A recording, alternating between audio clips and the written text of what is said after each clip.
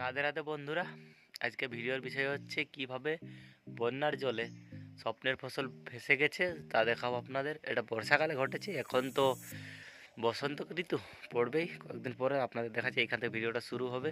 এই যে দেখুন, এই নদীটা এই দিক থেকে আসছে এবং নদীটা এই দিকে যাচ্ছে, এই দিকে চলে যাচ্ছে সোজা, কিন্তু ওদিকে না গিয়ে আমাদের খেতে ঢুকে কতটা ক্ষতি করেছে আপনারা সম্পূর্ণ ভিডিওটা দেখুন। সম্পূর্ণ জানা হয়েছে ভিডিওতে। রাধে রাধে। তো বন্ধুরা, আজকে আমার ভিডিওর মূল বিষয় হচ্ছে যখন একটি স্বাভাবিক নদী ভয়ানক রূপ নেয় তখন সে কি কি করতে পারে। এই যে দেখুন, এটা হচ্ছে আমাদের একটা ছোট্ট নদী। ওই যে আগের ভিডিওতে আমি বলেছিলাম সুবর্ণরেখার সাথে মিলে, সেই নদীটি এটি। দেখুন, আপনি যখন বর্ষাকালে এটি ভয়ানক রূপ নেয় কী করে। ওই দেখুন, ওইখানে আগের ভিডিওতে আমাদের ছিল জলসেচ করার জন্য মেশিনটা, ওই যে ওইদিকে ছিল। এই যে দেখুন, এটি একটি কত বড় গাছ বানের জলে ভেসে চলে এসেছে। চলো আজকে আমি আপনাদের দেখাবো যে বানের জলে আমাদের কতটা ক্ষতি করেছে, আমাদের কি কি নিয়ে গেছে।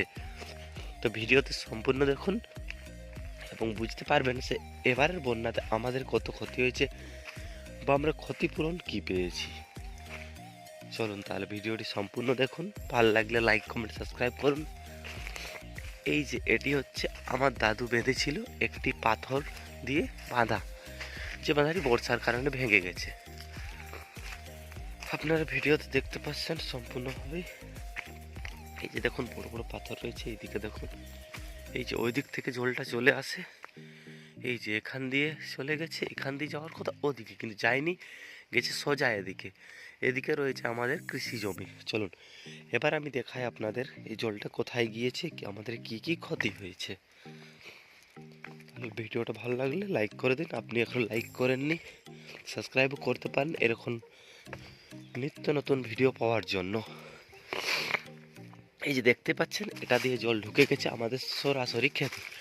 এই যে দেখুন, তখন সময় ছিল বর্ষার কাল, আমরা ধান রোপণ করেছিলাম। সম্পূর্ণ ধান দেখুন নষ্ট করে দিয়েছে। 1 থেকে 1.5 বিঘা জমিতে ধান হয়নি। এগুলো এগুলো গরু খেয়ে নিয়েছিল, পরে কিচ্ছু ছিল না, শুধু ডোগাগুলো ছিল, যেগুলো রোগ লেগে গিয়েছিল। এই দেখুন চারিদিকে বালি বালি। এই দেখুন, ওই যে আমি বলেছিলাম ঝালদা গ্রামের কাছাকাছি যে কপিলা পাহাড়টা, এই যেটা আমাদের বড় ক্ষেত। এখন গম লাগা হয়েছে, সেটা কিছু না, কিন্তু এখন বর্ষাকালে কতটা ক্ষতি করে দেখুন। এই যে এখান দিয়ে জলটা চলে এসেছে, সজ্জা গিয়ে গেছে ওদিকে। চলুন আমি আপনাদের সম্পূর্ণ দেখাচ্ছি কোনটা দিয়ে জলটা গেছে। এই যে দেখুন, এগুলো বালি বালি হয়ে গেছে, এটা পলি মাটির এলাকা, কিন্তু বন্যার কারণে এখানে বালি ঢুকে গেছে। দেখুন কতটা বালি এসে গেছে, দেখুন আপনারা ভালোভাবে দেখুন। এবছর কিন্তু এখানে আর চাষ হবে না। ওদিকে যেহেতু উঁচু ছিল, তাই ওদিকে বন্যার জল সেরকম কিছু প্রভাবিত করেনি, কিন্তু এই দেখুন এগুলো সম্পূর্ণ নষ্ট করে নিয়েছে। দেখুন এগুলো বালি। হ্যাঁ, আপনারা আবার বলতে পারেন সে বালি বিক্রি করলে তো অনেক টাকা হবে, এখানে তো 20-25 গাড়ি বালি হবে, কিন্তু সরকার তো এটা করতে দিচ্ছে না। বালি নিয়ে গেলে ধরছে তো 20-25 হাজার টাকা লাগবে, তাহলে আমার লাভ কোথায়। দেখুন এই যে দেখুন, এগুলো বালি। এই দেখুন এগুলো সম্পূর্ণ বালি, বালি শুদ্ধ বালি। দেখুন এই যে ওইটা দিয়ে চলে এসেছে বর্ষার জল, এই যে সম্পূর্ণ খেতা নষ্ট করে এদিকে দিয়ে নেমে গেছে। আবার ওই দিকে যে দেখা যাচ্ছে, ওই দিকে আবার নদী রয়েছে, ওই নদী গিয়ে মিশে গেছে। আপনাদের দেখাচ্ছি ভিডিওতে আর কোনখানে নদী রয়েছে। এই যে দেখুন, এখানে পাথর থাকার কারণে বর্ষার জলে সেরকম প্রভাবিত করতে পারেনি। এই যে দেখুন, কিন্তু এইখানে যেটা ছিল গাছটি থাকার জন্য এখানেও বেঁচে গেছে, কিন্তু নিচের যে ক্ষেতটি, এটাও 1 থেকে 1.5 একরের হবে, এই ক্ষেতটিও নষ্ট করে দিয়েছে তা। আর এবার বলি আপনাদের ক্ষতিপূরণ বিষয়ে, এটাতে আমরা কিচ্ছু ক্ষতিপূরণ পাইনি, কারণ এখন যে হিসাবে সরকার কাজ করছে এগুলো তারা ধ্যান দেবে না। তারা এখন চাই যুবশ্রী দিবে, কন্যাশ্রী দিবে, ভাতাশ্রী দিবে, ওগুলোতে সরকার ব্যস্ত।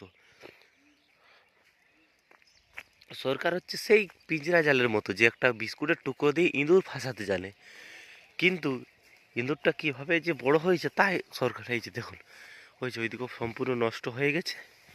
এইখানে বানের জলটা নেমেছিল, এই দেখো এদিকে এসেছে। চলুন আপনার দেখাচ্ছি এই দিক কোথায় মিশেছে।